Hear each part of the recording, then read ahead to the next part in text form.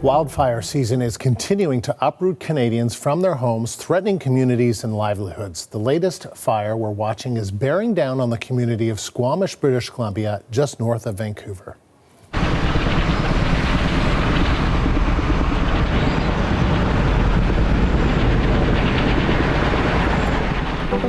Firefighters are using helicopters to battle the Dryden Creek fire, which is burning over some difficult terrain. The quickly growing fire has forced the district of Squamish to declare a local state of emergency.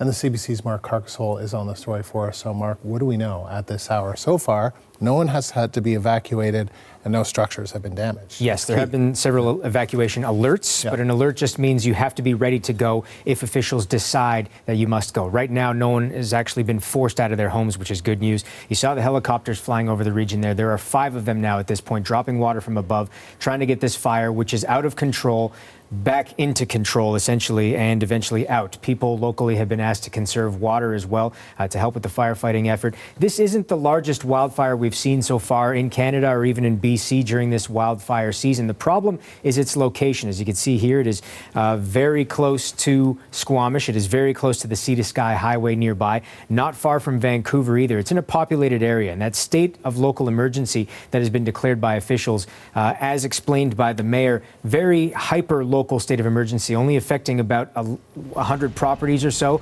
about 200 or so people, but still, all that fire, all that smoke, having a massive effect on the air quality, the visibility, and obviously the quality of life of people living in the area. Squamish's Mayor Armand Furford gave an update on this just within the last hour. Here's the latest from him.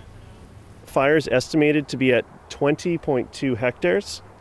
It's still considered out of control. This means that it still has potential to spread further. Crews are working to protect critical infrastructure and homes first and foremost, and we've been successful in that regard. So overnight, we did not have to evacuate anyone that was on evacuation alert, nor did we have any structures involved with the fire. There's that key information that you mentioned there off the top, Andrew. But in terms of the size of the fire, 20.2 hectares. Again, not the size of some we've seen in other provinces, but when it's that close to a populated center, certainly it is. And it's grown fast. From it gained 5 hectares Monday alone when it was first discovered, and has grown increasingly since then. People who live close to the fire, a little concerned at this point, concerned about air quality, concerned about whether they'll have to leave their homes. People like Tammy. Obviously, it's really smoky right now.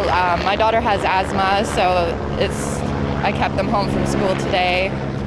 It's a stressful scene. Like it's scary. I was waiting to get the evacuation notice, but yeah, it's really scary. Like it's just so close to home. So got our bags packed, just ready, just in case. The area is experiencing drought, so it continues to be hot, dry, windy as well, which isn't helping matters with this fire and others around. In the meantime, in and around Squamish, a campfire ban has been issued. As I mentioned earlier, people are being asked to conserve water for the firefighting effort. Because there are those 5 helicopters flying around above trying to put this fire out, officials have warned people not to fly drones throughout the area. The helicopters need the airspace, not the drones. And they're also telling hikers to stay out of the area as well, as they've found some people on the trails close to the fire as well, which you're just risking getting in the way of the firefighting crews there. At last check, over 24 firefighters currently involved in this fight, Andrew. All right, Mark, thank you.